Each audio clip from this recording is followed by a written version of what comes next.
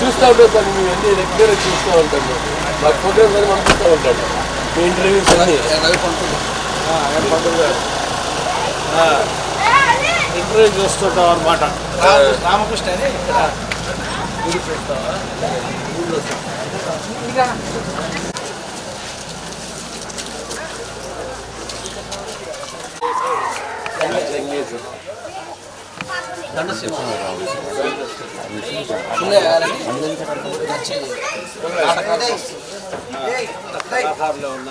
చాలా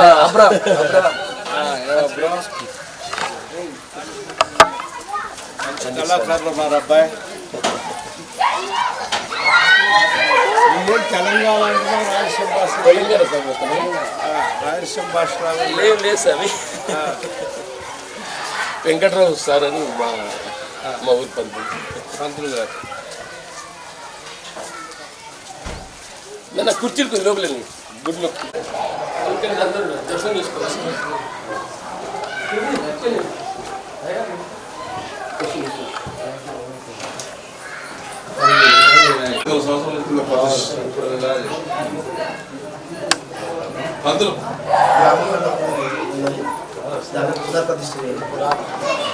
అదొకటి పెట్టండి.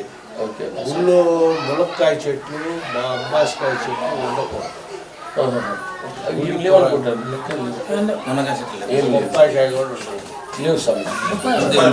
ములక్కాయ కూడా ఉండకూడదు.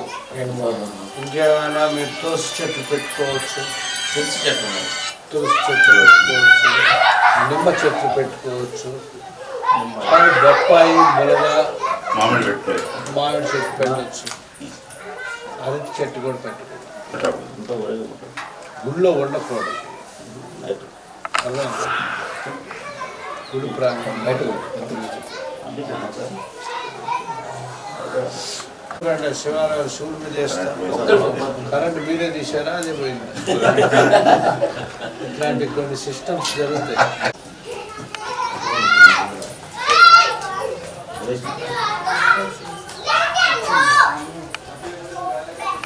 శ్రీనివాస్ మంచుకురాడు కుమ్మరి శివుడి దగ్గర.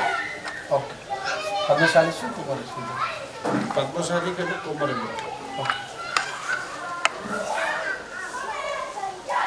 అందుకనే వాళ్ళు మిడిల్గా ఉంటారు, హై రేంజ్లో ఉంటారు. పద్మశాలి కుమ్మర్లు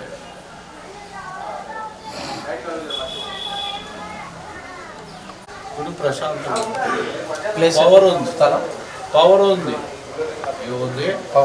పవర్ గుడిలో కాశీ నుంచి వచ్చింది, ఇబ్బంది లేకపోతే.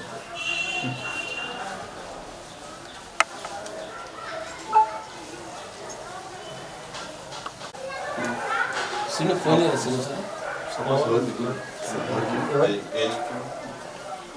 దెయ్యాలు పట్టిన గుళ్ళో కాకపోతాయి.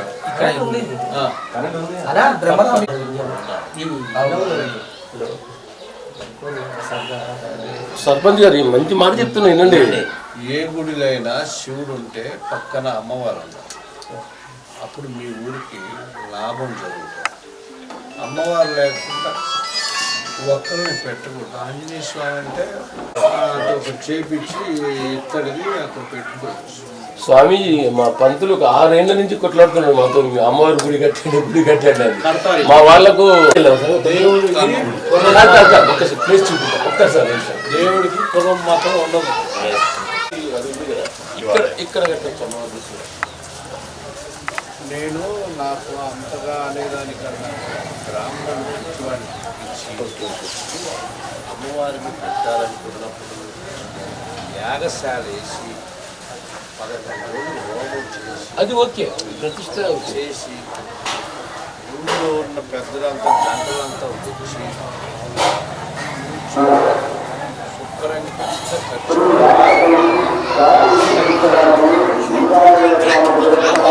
దేవుడు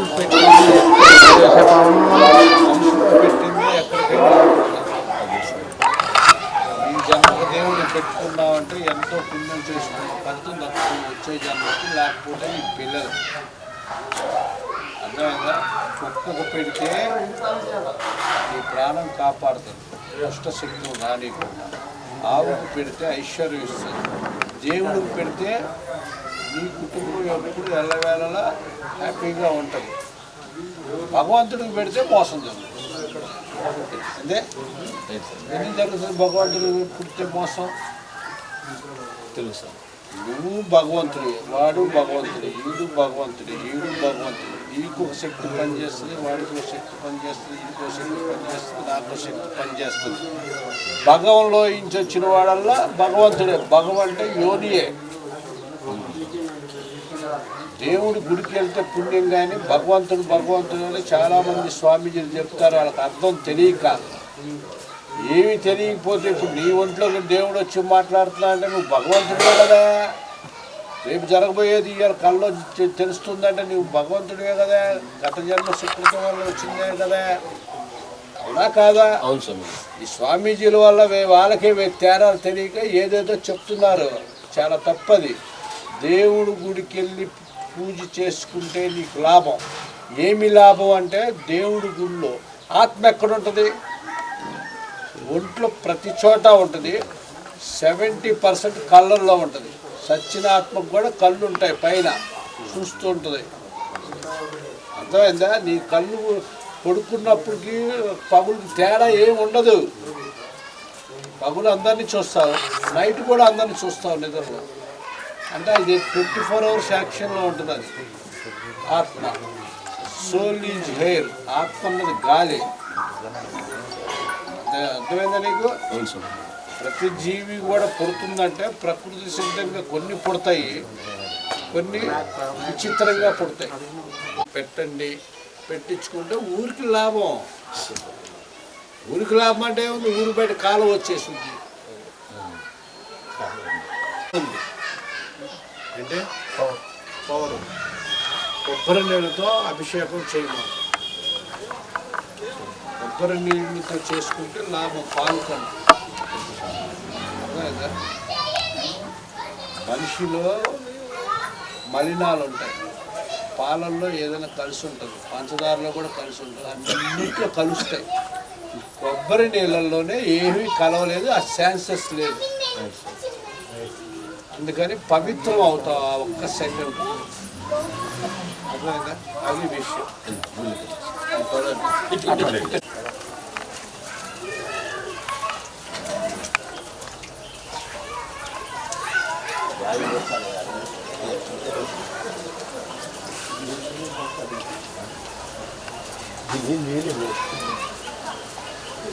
మంచి కొబ్బరి చెట్టు కూడా ఉంది దేవుడికి.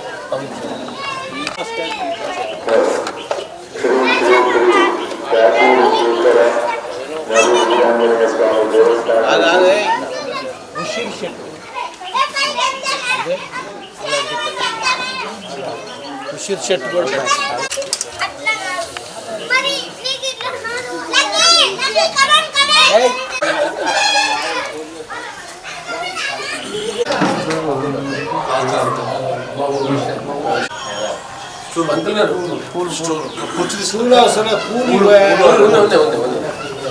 ఇప్పుడు కూడా గుర్తుంచుకో, జీవితంలో సాంజవ్యాధి, జీవితంలో ఎవరి కాళ్ళు ఎవరు మొక్కకూడదు. ఎందుకంటే అదృష్టం అన్నది 3 చోట్ల ఉంటుంది. ఒకటి నుదుటి మీద, 2 చేతుల్లో, 3 పాదాల్లో.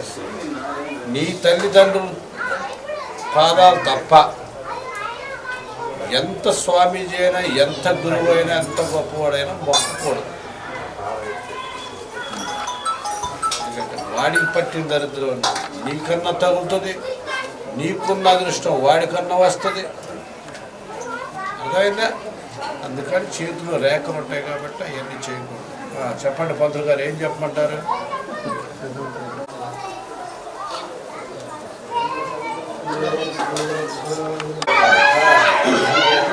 మీ దగ్గర